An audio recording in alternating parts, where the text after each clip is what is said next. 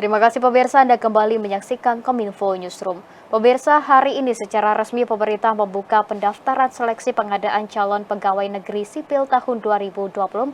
Tahapan pendaftaran akan berlangsung hingga 6 September mendatang.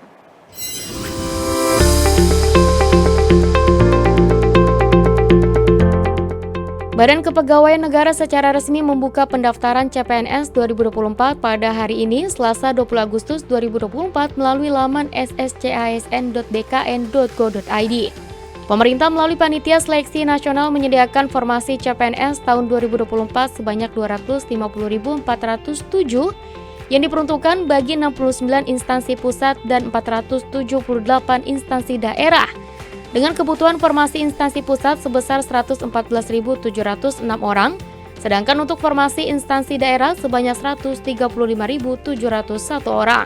Wakil Kepala BKN Haryomo Dwi Purtanto dalam laman siaran pers bkn.go.id menyebutkan, secara keseluruhan proses rekrutmen CPNS akan melibatkan sejumlah instansi yang tergabung di Panselnas, mulai dari aspek kesiapan dukungan infrastruktur melalui Bakti Kominfo, monitoring keamanan teknologi informasi dengan BSSN, monitoring teknologi infrastruktur dengan Badan Riset Inovasi Nasional, serta penyediaan elektronik materai bersama dengan Percetakan Uang Republik Indonesia. Haryono pun mengimbau kepada para pelamar CPNS 2024 untuk membaca secara detail persyaratan dan kualifikasi jabatan sesuai dengan pengumuman lowongan formasi yang disampaikan oleh instansi masing-masing pelamar. Dan diharapkan para pelamar juga membaca terlebih dahulu terkait dengan buku petunjuk pendaftaran di portal SSCISN sebelum mulai membuat akun dan melakukan pendaftaran. Adapun jadwal pendaftaran seleksi pengadaan CPNS tahun 2024 dibuka per tanggal 20 Agustus hingga 6 September 2024, pelaksanaan tes SKD CPNS pada tanggal 2 hingga 8 Oktober 2024, pelaksanaan tes SKB CPNS pada tanggal 9 sampai dengan 20 Desember 2024, pengumuman hasil CPNS pada tanggal 5 sampai dengan 12 Januari 2025, hingga usul penetapan NIP CPNS pada tanggal 22 Februari sampai dengan 23 Maret 2025. Pemirsa, Pusat Pelaporan dan Analisis Transaksi Keuangan melaporkan jumlah perputaran uang judi online hingga kuartal 1 2024 periode Januari hingga Juli mencapai 174 triliun rupiah. Deputi Bidang Strategi dan Kerjasama Pusat Pelaporan dan Analisis Transaksi Keuangan Tuti Wahyuningsi menyampaikan bahwa modus yang digunakan oleh pelaku judi online saat ini variatif. Maraknya judi online di kalangan masyarakat semakin memprihatinkan. Pusat Pelaporan dan Analisis Transaksi Keuangan melaporkan jumlah perputaran uang judi online hingga kuartal 1 2024 periode Januari hingga Juli mencapai 174 triliun rupiah. Sementara jumlah pemainnya tercatat mencapai sekitar 3,7 juta orang. Deputi Bidang Strategi dan Kerjasama Pusat Pelaporan dan Analisis Transaksi Keuangan Tuti Wahyuningsi menyampaikan bahwa modus yang digunakan oleh pelaku judi online saat ini variatif, mulai dari penggunaan money changer melalui penukaran valuta asing hingga berkedok transaksi bisnis ekspor-impor. Dalam modus ini, pelaku memanfaatkan layanan money changer untuk menyamarkan asal-usul dana yang didapatkan dari aktivitas ilegal tersebut. Selain itu, pelaku judi online juga menggunakan transaksi ekspor-impor sebagai kedok untuk menyamarkan dana ilegal.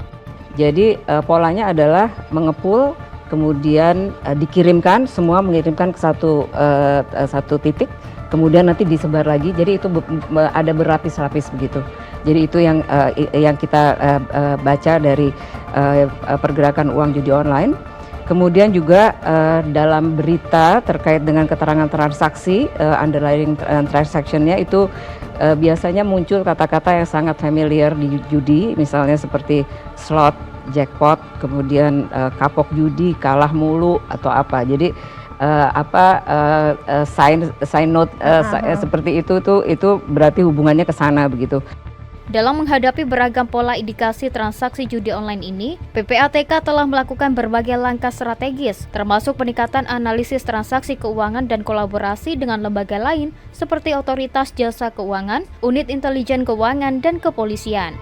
Tuti menegaskan kerjasama lintas sektor ini sangat penting untuk memberantas perjudian online yang semakin kompleks dan diharapkan dapat berdampak positif bagi stabilitas ekonomi serta keamanan masyarakat. Engagement yang terkait dengan internasional yang sudah kita lakukan, misalnya untuk mentelusuri tracing terkait dengan aliran dana, dan kita sebagai anggota Egmont Group, kita juga ada Egmont Secure Web (ESW) yang memang kita bisa mendapat kesempatan untuk meminta informasi dari FIU di negara lain. Dan FIU negara lain kalaupun memang misalnya mendapatkan informasi terkait dengan Indonesia melalui website itu juga bisa mengkomunikasikan kepada kita. Wakil Presiden Maruf Amin memberikan apresiasinya atas langkah pencegahan dan penanggulangan ekstremisme berbasis kekerasan yang mengarah pada terorisme kepada kementerian, lembaga hingga pemerintah daerah.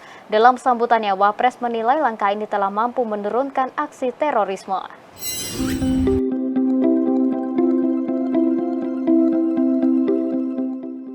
Wakil Presiden Maruf Amin menghadiri penganugerahan penghargaan pelopor pencegahan dan penanggulangan ekstremisme berbasis kekerasan yang mengarah pada terorisme di Indonesia atau RAN-PA Award 2024. Penghargaan ini digagas sebagai bentuk apresiasi atas komitmen dan kontribusi seluruh pemangku kepentingan yang secara konsisten mengupayakan pencegahan dan penanggulangan ekstremisme berbasis kekerasan yang mengarah pada terorisme di Indonesia. Wapres menyatakan selama periode pertama RAN-PA ini berlangsung, serangan terorisme tercatat terus menurun dan bahkan pada tahun 2023 tidak terjadi serangan terorisme sama sekali. Selain itu, berdasarkan Global Terrorism Index 2024, terlihat adanya penurunan angka kematian akibat serangan teroris di Indonesia hingga sebesar 22%.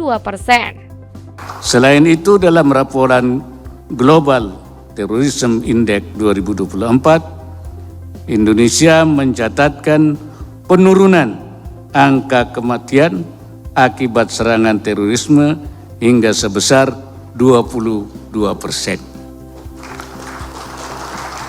Capaian ini adalah bukti nyata dari efektivitas kolaborasi seluruh pemangku kepentingan dalam melawan ekstremisme dan memberikan harapan besar bagi kesuksesan pencegahan dan penanggulangan ekstremisme berbasis kekerasan di Indonesia di periode-periode berikutnya.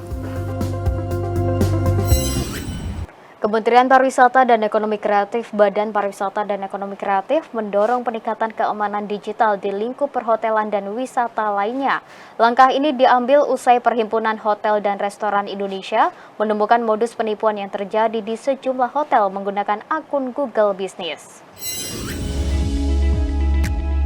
Deputi Industri dan Investasi Kementerian Pariwisata dan Ekonomi Kreatif Rizky Handayani merespon modus penipuan yang terjadi di sejumlah hotel menggunakan akun Google Business. Dalam acara The Weekly Brief with Sandi Uno yang berlangsung secara hybrid di Gedung Sabta Pesona Jakarta, Rizky Handayani menyampaikan pihaknya saat ini akan melakukan penguatan database yang ada dengan terus melakukan koordinasi dengan Gabungan Industri Pariwisata Indonesia. Tentunya kami itu mendorong dengan PHRI dan juga bersama Magibis tentunya, karena bisa saja terjadi tidak hanya di hotel Mas Menteri, tapi juga di usaha pariwisata lainnya untuk kemudian menguatkan database yang ada.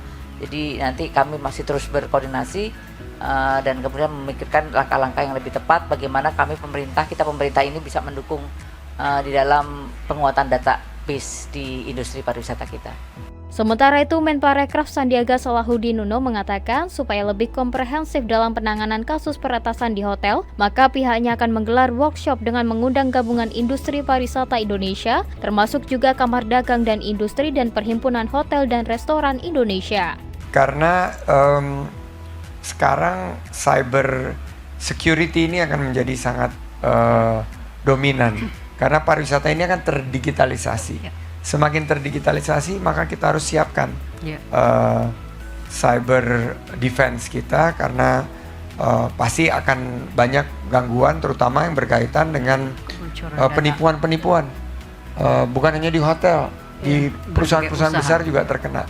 Jadi ini nanti akan kita ekosistem ini kita akan perkuat. Workshop ini nanti saya akan buka, tapi saya akan mengundang beberapa ahli di host oleh Bu Kiki.